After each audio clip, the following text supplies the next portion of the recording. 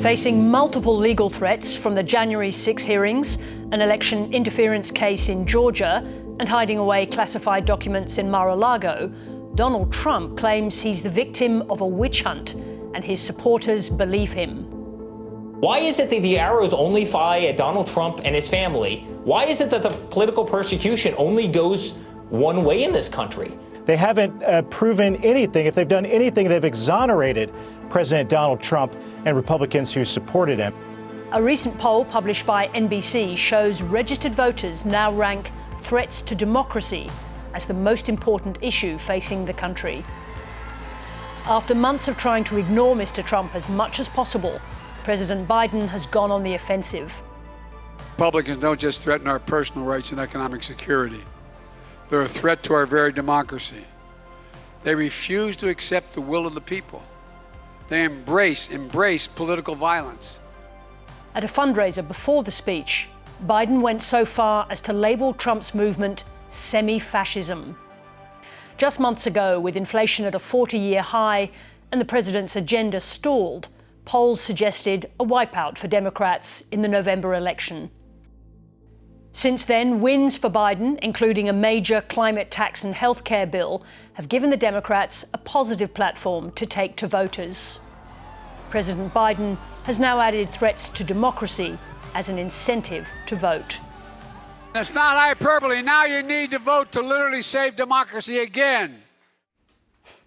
Chris Stirewalt is a former political editor at Fox News. He was pushed out after Fox called a key state for Biden early on in election night, enraging President Trump. Stirewalt gave evidence to the January 6 hearings and is a witness in a multi-billion-dollar defamation case against the Murdoch's Fox News Corporation for its coverage of what's become known as the big lie of a stolen election. Stirewalt has written a book, Broken News, about the damaging polarisation of media. I spoke to him earlier in Washington. Chris Stirewalt, welcome to the programme. It's my pleasure to be with you. What do you make of the David and Goliath lawsuit here in Australia, where Lachlan Murdoch is suing a small online news outlet for calling the Murdochs the unindicted co-conspirators of the January 6 riots? There is an advantage, there can be in media anyway, an advantage to conflicts like these.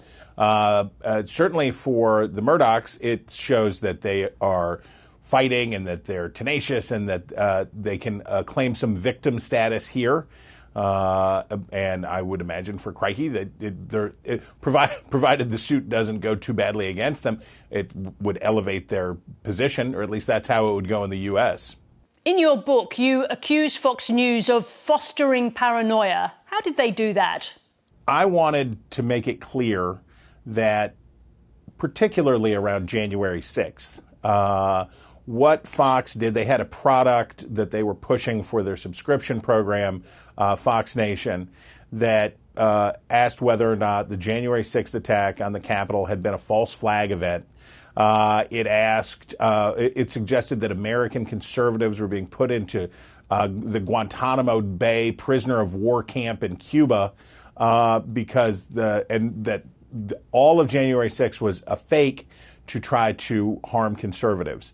Now, there's no excuse for talking about stuff like that unless you are there to rebut it. And even then, you're probably calling attention to a fringe idea that's not worth spending much journalistic horsepower on in the first place. But they were pushing it into the mainstream. Totally unacceptable. And then the organization, rather than saying, yes, this was an error in judgment and we lament it, instead the organization stood by it and called it brave. And that's not okay. You were part of the origin story for these events at Fox News on election night, declaring that Biden had won a key state, halting Trump's narrative. Did the Murdochs try and get you to reverse that call or pressure you in any way? I know that there were a lot of people pressuring a lot of people that night to change the call and make it different and do all of that stuff. And I don't know what all happened behind every door, and I don't need to relitigate everything that happened, because here's what I know. I knew, and our wonderful team on the decision desk knew, at the moment that Arizona was ready to call and that we made the call, there was no going back, right? You can't reverse a state that you've already called only so that you could reverse it again later. We were content that we were right. We were certain that we were right, or we wouldn't have made the call in the first place.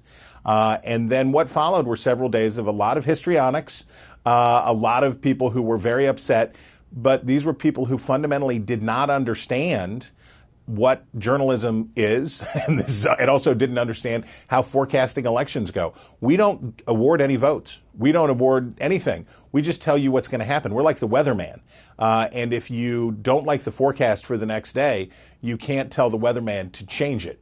He's just telling you what's going to happen. He's not making it happen. You were also the first witness in the January 6 hearings. How much have those hearings dented Donald Trump? Well, Trump is in a really weird situation, which is saying something for Donald Trump, who has a whole lifetime of weird situations. So it's midterm elections in the U.S., and we are now we're about 6 weeks away. We are getting into the hot stretch here in the United States. Labor Day is coming up, and Labor Day is the traditional kickoff for the general election season. What Republicans want, of course, is for this election to be a referendum on an unpopular sitting president. What it's turned into is a referendum on two presidents, the current one and the former one. And of course, that's been bad news for Republicans, who are still slightly favored to win in November, but not by the kinds of margins that they and Democrats both were expecting before. Things could still change, but for Trump, it goes like this. He is advantaged in his quest to retake total control of the Republican Party in 2024 by being a victim of Joe Biden. And this insulates him from criticism from his fellow Republicans, certainly. But it does something else. It tells Republicans that this guy has a lot of baggage. And Donald Trump has made references to Hillary Clinton and her, what she faced and didn't face for mishandling state secrets when she was Secretary of State, saying that there's a double standard here. While Republicans may agree with that in the short term, in the long term, I think this attrits Donald Trump's ability to win the nomination for a third time, because Republicans who are marginally attached or less Trump enthusiastic will be thinking about all that baggage as they go into the general election. Joe Biden came out swinging last week. He accused MAGA, that is Trump Republicans, of being semi-fascists. Was he right to call out Trump's most loyal supporters in those terms? This is a dangerous political gambit. Hillary Clinton learned the lesson about this when she referred to Donald Trump supporters as deplorables.